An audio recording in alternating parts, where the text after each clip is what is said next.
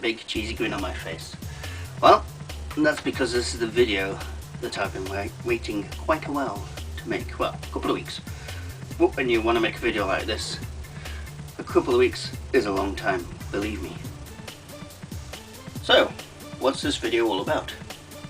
Well, as you've probably guessed by the title, this is about my hardware gift that I received recently when we did the Northern Game Show, which you can see in my last video. We were given a gift by Mike and Sandra at the end of the show. Yes, towards the end of the show, Mike dragged me outside the back of the show, and there was an open van, and he said, we really appreciate all the stuff you've done for us for the show, so we'd like to give you one of these because we know you've been after one. So he gave to us, me and my wifey, although obviously I'll make more use of this than she does at the moment, but we'll get that changed. She gave me, Mike Sandra gave me,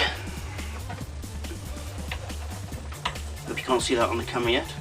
Now the Americans may not know much about this system, but in England it was a hugely important system and played a big role in my early life as well.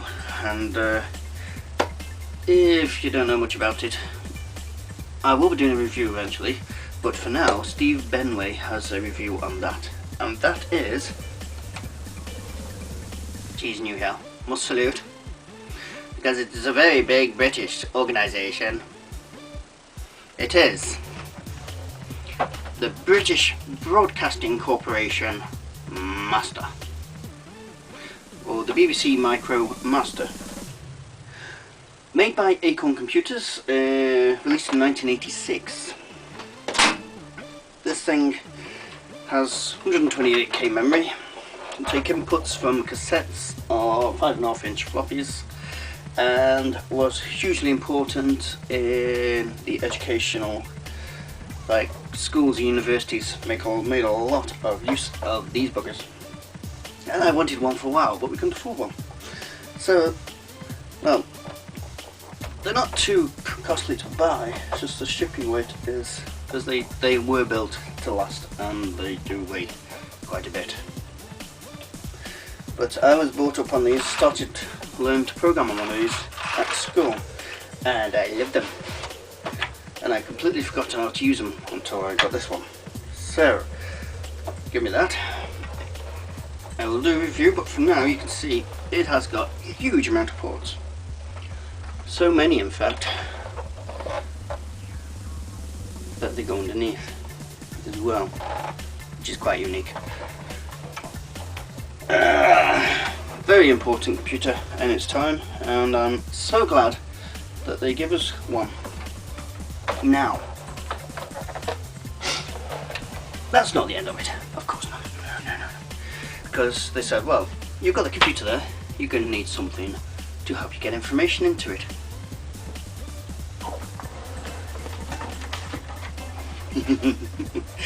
So he gave me this.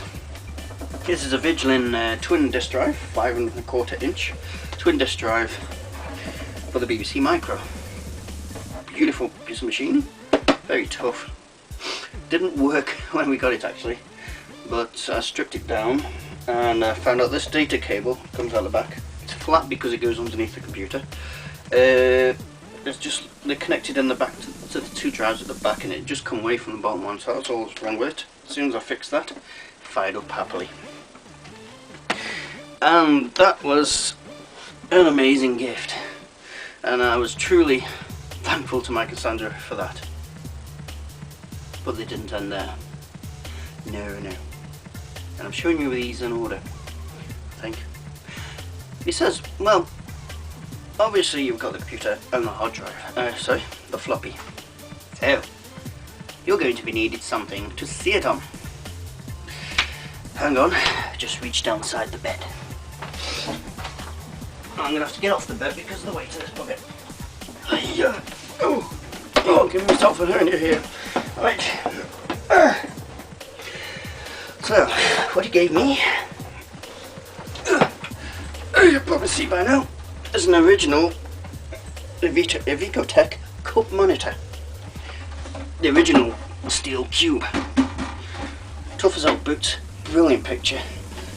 The Ferrari of monitors of the 1980s, and this one is in immaculate condition and has a crystal clear picture, which I will be showing you shortly, as best as you can filming a CRT. I'll just put this back down.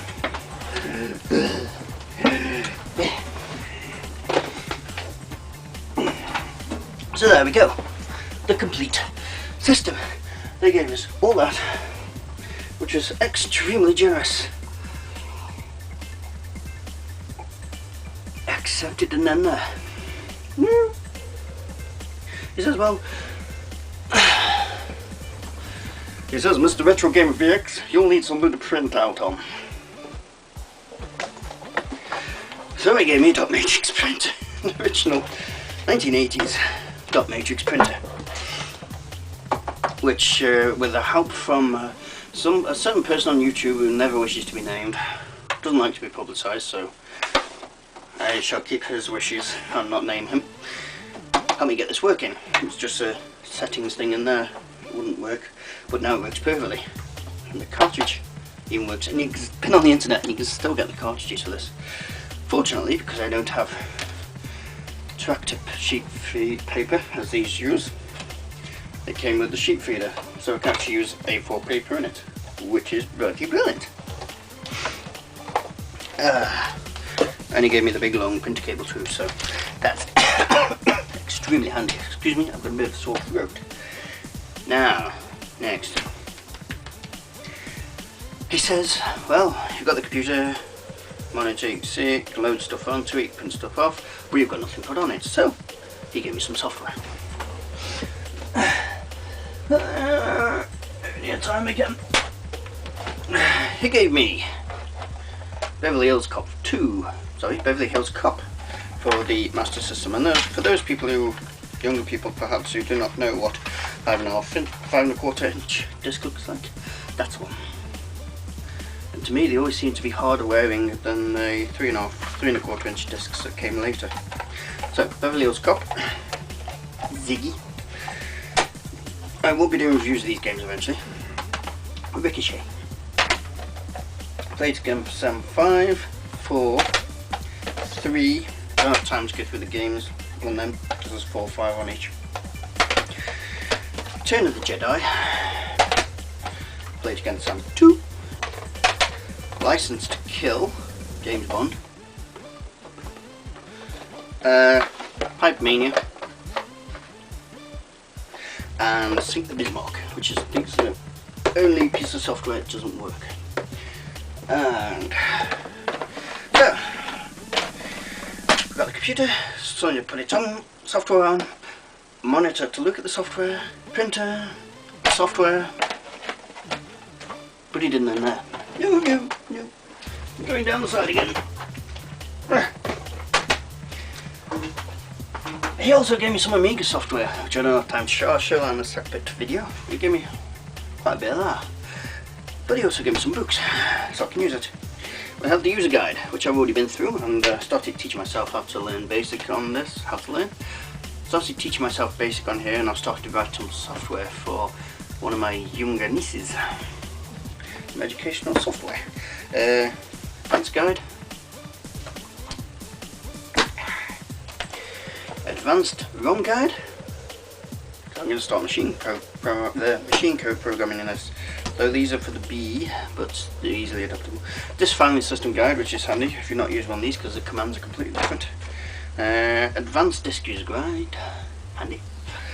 And something that did save my life. This one dropped in, Panasonic. It's not for this one, so if anybody's got a Panasonic KX-P2123 out there who needs a manual, there's one here for you. I gave me the manual to that printer, which saved our lives when it came to getting it working. So, got all the books, a whole system basically, and that is an amazing gift. We had a bit of trouble getting it in the car, but we managed in the end, and we are so grateful, and this has had a hell of a lot of use since we got back.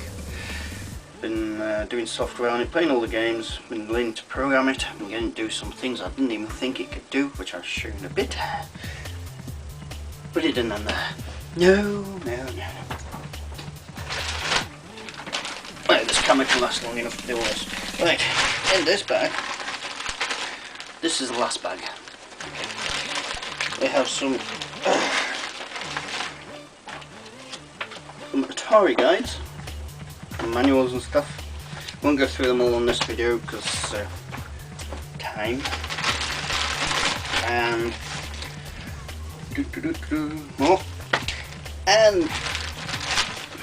more Atari stuff. Okay, and this, which I'm going to be making a series out of, I think. I'll just grab one, but in this bag we have the majority of the Atari user magazines, which are in bloody brilliant condition. Lovely. In this first edition, they're looking at what was the story? Jack Tramiel. Jack Tramiel held a new era in personal computing. So there's an article on what they think Jack Tramiel is going to bring to Atari in the front of that one. So, and there's a load more of them there. I've sorted them out, and there's actually most of them there.